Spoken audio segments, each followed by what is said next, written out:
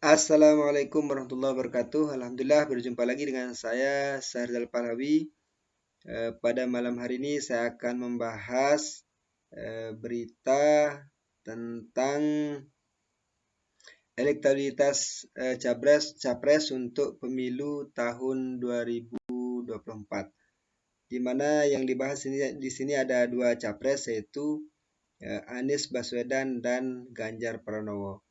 Kenapa Anies Baswedan dan Ganjar Pranowo?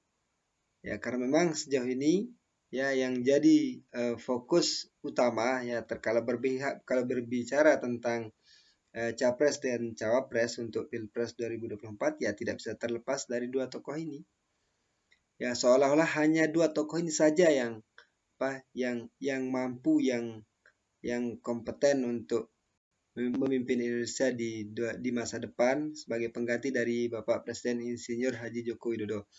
Padahal di luar beliau ya masih banyak anak-anak bangsa di negeri ini yang mungkin jauh lebih kompeten dari kedua tokoh ini. Cuma sejauh ini ya publik hanya disodorkan dua ini saja. Padahal ada TGB, ada Tengku Guru Bajang, TGB Zainal Majdi di Lombok ya. Ada mantan gubernur 2 periode, hafal Al-Quran bahkan beliau. Terus ada Dr. Zulkifli Mansah juga gubernur pada saat ini yang saya pikir kecerdasannya ya tidak mengalahkan kedua tokoh ini. Kehebatannya dalam memimpin daerah ya juga tidak jauh berbeda dari kedua tokoh ini. Kan tapi seolah-olah di Indonesia ini hanya ada dua orang saja, dua figur saja, yaitu Anies Baswedan dan Ganjar Pranowo. Ini tanpa mengesampingkan Prabowo Subianto selaku tokoh senior yang akan mencalonkan diri di tahun 2024. Dan saya pikir ini adalah menjadi masalah di negeri ini. Ya. Langsung saja, kali ini saya mengutip dari rm.id dengan judul Hasil Survei Capres, Ganjar juara di dunia nyata, Anies jawara di dunia maya. rm.id, Rakyat Merdeka. Gubernur Jawa Tengah Ganjar Pranowo dan Gubernur DKI Jakarta Anies Baswedan makin berkibar di survei Capres 2024. Bedanya, Ganjar juara di dunia nyata, Anies jawara di dunia maya. Kemarin, Carta Politika Indonesia kembali memaparkan hasil survei terbarunya soal elektabilitas capres. Namun kali ini Carta Politika lebih spesifik mengukur elektabilitas capres di 3 daerah di Pulau Jawa yang memiliki jumlah penduduk terbanyak, yakni Jawa Barat, Jawa Tengah, dan Jawa Timur. Hasilnya, Ganjar menang telak di 2 wilayah, yakni Jateng dan Jatim. Di Jateng yang merupakan kandang banteng, elektabilitas Ganjar mencapai 71,5%. Jauh mengungguli tokoh-tokoh lain dalam simulasi 10 nama capres. Di peringkat kedua ada Prabowo Subianto yang memperoleh 7,6%, sedangkan Anies hanya memperoleh 6,2% saja. Unggul jauh di atas nama-nama lainnya. Ungkap Direktur Eksekutif Carta Politika Yunarto Wijaya. Sementara di Jawa Timur, peta 3 besar capres berubah. Peringkat Prabowo digeser oleh Gubernur Jatim Khofifah Indar Parawansa yang mendapat 15%, sedangkan posisi teratas masih ditempati Ganjar dengan memperoleh 31,8%. Di bawahnya ada Anies dengan 17%. Di Jawa Barat, Ganjar keok di posisi teratas, ditempati Prabowo dengan elektabilitas mencapai 26,9%. Di bawahnya ada Anies yang mendapat 22%. Gubernur Jawa Barat Ridwan Kamil berada di peringkat ketiga dengan memperoleh 19,5%. Survei yang dilakukan Carta Politika ini dilakukan 24 sampai 30 Juni 2022. Jumlah sampelnya 1.200 responden per provinsi dengan margin of error atau MOI 2,83%. Survei dilakukan melalui wawancara tatap muka langsung. Ya, saya ulang. Survei dilakukan melalui wawancara tatap muka langsung dengan menggunakan kuesioner terstruktur dan protokol kesehatan yang ketat. Metodologi yang digunakan adalah metode metode acak bertingkat multistage random sampling pada tingkat kepercayaan 95%. Sebelumnya, Lembaga Parameter Politik Indonesia atau PPI yang dipimpin Adi Prayitno, juru bicara, juga baru mengeluarkan hasil survei terbarunya. Dalam survei tersebut, Ganjar menjadi capres urutan teratas dengan elektabilitas 25,4%. Di bawahnya, Prabowo mendapat 19% dan Anies memperoleh 17,8%. Itu peta survei di dunia nyata. Survei capres di dunia maya lain lagi hasilnya. Anieslah yang menjadi jawarannya. Fakta ini bisa dilihat dari riset yang dilakukan Drone Emprit, analis media sosial terkenal dengan basis big data.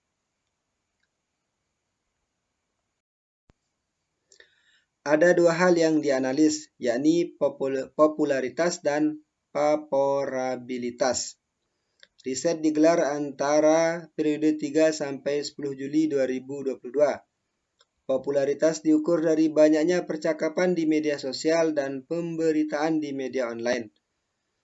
Ujian pendiri Drone Emprit dan media Carnels Indonesia. Ujar pendiri Drone Emprit dan media Carnels Indonesia, Ismail Fahmi, dikutip dari akun Twitternya kemarin. Hasilnya ada 105.110 kali Anies disebut di media online dan Twitter. Posisi ini menempatkan Anies sebagai tokoh yang paling banyak dibicarakan di dunia maya. Sementara juara kedua, Erick Thohir yang disebut 56.507 kali, sedangkan Ganjar di urutan ketiga dengan 46.986 kali. Di bawahnya ada Puan Maharani 30.475 kali, Ridwan Kamil 21.631 kali, dan Prabowo 9.500 kali. Lalu AHY 8.681 kali, Muhaimin Iskandar 6.480 kali, Sandiaga Uno 5.294 kali, Airlangga Hartarto 3.564 kali, dan Andika Perkasa 2.010 kali. Kenapa Anies unggul? Menurut Ismail, tingkat perbincangan terkait sosok Anies dalam sejumlah isu cukup tinggi. Misalnya momentum pelaksanaan sholat Idul Adha di Jakarta International Stadium atau JIS. Munculnya meme dan video editan dari kelompok pendukung pemerintah, Abu Janda dan Ruhut Sitompul, dan polemik soal kualitas udara ibu kota jelasnya. Sementara itu, Ketua Relawan Ganjar Pranowo Mania atau GP Mania, Immanuel Ebenezer, menilai menangnya Ganjar dalam survei elektabilitas, khususnya dominasi di kandang banteng yang di Jawa Tengah, adalah sinyal penting. Ini bukti bahwa pilihan hati PDIP dan arus bawahnya sudah jelas ke Mas Ganjar, kata sosok yang akrab disapa Nopel ini kepada rakyat Merdeka tadi malam. Selain itu, kemenangan telak Ganjar di Jateng tentunya dipengaruhi dengan kinerja Ganjar sebagai gubernur dalam 2 periode ini. Artinya, rakyat Jateng, kata dia, sangat puas atas kinerja yang dilakukan Ganjar hampir 10 tahun ini.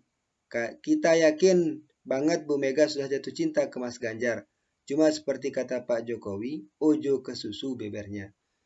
Terkait kekalahan Ganjar di dunia maya, kata Nopel, tentu itu menjadi koreksi. Ini tanggung jawab kita sebagai pendukung Mas Ganjar. Supaya kita bagusin di medsos, tutur sosok yang mengetuai relawan Jokowi Mania atau Joman ini. Sementara pendukung Anies Ges Khalifah menilai menangnya Anies di dunia maya adalah konsekuensi dari serangan-serangan yang dilancarkan oleh kubu lawan politik. Maka kita terima kasih ke PSI dan buzzer-buzzer itu, kata Ges tadi malam. Mau tidak mau, algoritmanya akan naik, makin sering serangan, Anies makin sering dibicarakan. Di satu sisi, Anies punya jawaban dengan karya-karya dan data valid, maka di-share lagi oleh yang lain selanjutnya. Produser Jakarta Melayu Festival JMF ini mengaku tak masalah jika Anies kalah di survei. Karena dari jumlah bocoran data yang ia terima, hasil survei sejumlah partai politik adalah Anies pemenangnya. Mereka kan bukan cuma survei tapi juga konsultan politik. Kang survei abal-abal. Survei kita agak layak dipercaya, disindirnya. Politisi senior PDIP Hendrawan Supratikno menilai menang Ganjar di kandang banteng adalah hal yang lumrah. Kan Pak Ganjar masih gubernur Jateng. Tentu masyarakat Jateng sudah sangat familiar, kata Hendrawan kemarin. Ia tidak menampik hasil survei itu akan menjadi salah satu pertimbangan PDIP dalam mencari jagoannya. Tapi bukan satu-satunya karena pertimbangannya multidimensi. Bukan cuma survei, tapi semua data itu masuk ke tim dan Ibu Ketua Umum. Karena nanti keputusannya ada di Ketua Umum pungkasnya. Jadi para pemirsa dimanapun saja berada, itu terkait berita yang saya baca pada malam hari ini.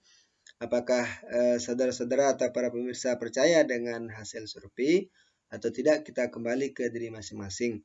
Cuma metode survei sebagai metode ilmiah pengambilan data ya untuk menjadi suatu kebijakan atau lain sebagainya, itu harus kita bisa terima karena ini dilakukan tidak hanya di Indonesia tapi dilakukan di seluruh dunia.